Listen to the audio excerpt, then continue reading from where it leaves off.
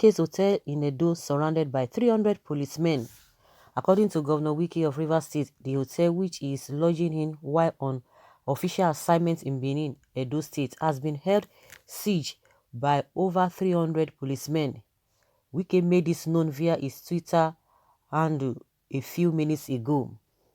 The hotel where the governor of Rivers State, Wike, is lodging while on official assignment in Benin, Edo State, has been held siege by over 300 policemen. According to the Twitter account, security agencies have decided to harass and intimidate Governor Wike, who has not done any wrong. Governor Ganduje and Governor Hope Uzodinma of Imo State are all in Benin, Edo State, carrying out their assignment for the APC without any molestation or intimidation. And in a breach of the pledge they made, security agencies have decided to harass and intimidate Governor Wike, who has not done any wrong. Saturday, September 19, 2020, is the date for the Edo State gubernatorial election. The keenly contested election will see the incumbent Governor Godwin Obaseki and APC's Osage Ize-Iyamu battle it out after months of bitter politicking. Okay, details will be coming very soon. Meanwhile, and what do we have to say to this whole thing? Of course, this whole thing has been on for a very, very long time. The drama has really started. Tomorrow is the D-Day. We are going to be hearing a lot of things flying here and there. The tension, the atmosphere is tense now. There is tension in the air. And someone is asking, who counted them? How did they know that there are 300 policemen? Even without being told. Of course, they've been working with security people. But in the first place, why would his place be surrounded? Why? Unto what? What has he done? Those are the questions people are really asking. So you cannot give estimates on how many times you fire around. Edo no be Rivers State. Wike wants to rig Edo election as he did in Rivers State in 2015. How many surround Tinubu Hotel? You miscalculated. There are 1,000 policemen commanded by DIG. Your mouth full of lies. What does this man call Wike doing in Edo State? Or was his duty there? They should please place the river blood seeker under house arrest in order for him not to try the rubbish he has been doing in River State, in Edo State. Please, how many in Tinubu Hotel? We want to hear them. You didn't mention the type of harassment. Was he flogged or slapped? By the way, what are other state governors, especially Uzodinma, doing in that state? Wike, as you know, is more powerful than the federal government, so I know that he will overpower them. God must surely judge this antichrist government called APC. Why don't you say 1,000 policemen surrounded or rounded up his hotel? What about Ganduje Hotel? How many policemen are surrounded, or are they guiding where he stays? You know, somebody is asking that, what is he doing there? Somebody who is the campaign chairman of the party, so you want him to sit down. Of course they will be there because constitutionally, just like he said, you know, they are on official assignments, so they have the right to be there.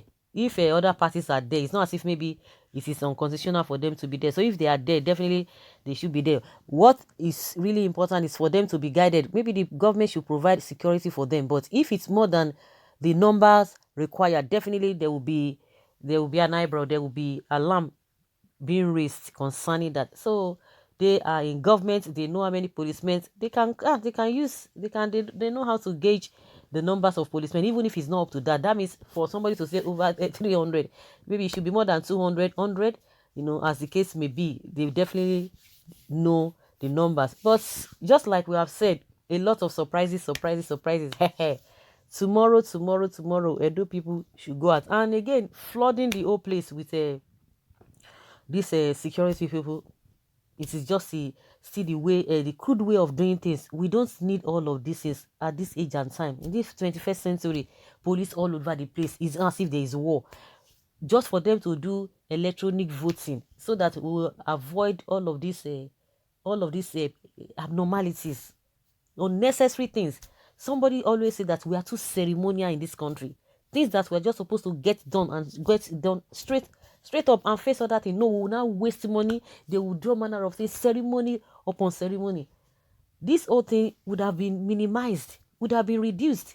All those money they're spending on all these policemen and causing tension here and there. You are still giving room for those who still want to perpetrate evil. If you have done it very well, and you'll be able to monitor the cyberspace if we are going into electronic voting, but they will not do it because that is the way they will all manipulate this whole thing. Some people will tell you, oh yes, it's in the Western world, the developed country, they do all these things, and there's no fight here and there, no ballot snatching, because they have put things in place.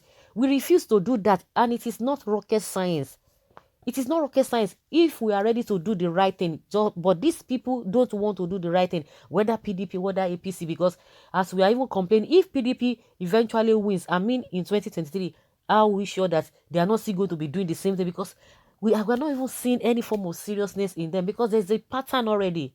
There's a pattern already that all of them are following. And it baffles me when the Igbos are saying, oh, they want to get their presidency. It's not because of anything, not because there's going to be change, unless they are going to present their best and best. And we have a lot of them that are not even popular. But the ones that are fronting the party, the ones that are always, that people can see, can you mention any of them that, okay, this particular person will be, will fit the presidency? Because it's still going to be business as usual. So invariably, if PDP comes up, if they win in 2023, are we sure that we'll put everything in place? Because it's still going to be business as usual, and everybody will start blaming. One man was even saying it one day that he's done with Nigerian issue, that since how many years, since the man is over 60 something, that he has been watching Nigeria politics and the way Nigeria has been going, that he doesn't want to be saying anything because he's tired. The same talk for how many years? Since close to 40 years, he has been watching the trend, and I've seen that they are not ready to change. It is still the same pattern, the same thing. The ones that are shouting now, oh, this Buhari, the same way Buhari was shouting, oh, yes, PDP, this and that. They have enslaved the people. He was about to bring change, this and that, and everybody fell for it. But we all are witnesses to what is happening. Even those ones that are shouting Buhari now, by the time he leaves, they'll come inside the whole thing now. The same story, and the people start shouting their name. When are we going to do the right thing? I don't even know why people don't even like peace. I don't know.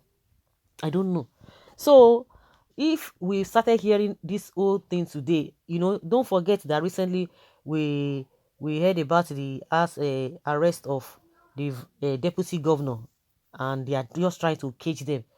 And they came out and said yes, they were about to do that because they wanted to put them under house arrest so that they'll be able to carry out their evils. Even we know that all of them, they play all these dirty politics. It was not like this 4 years ago when these guys were together. But what changed?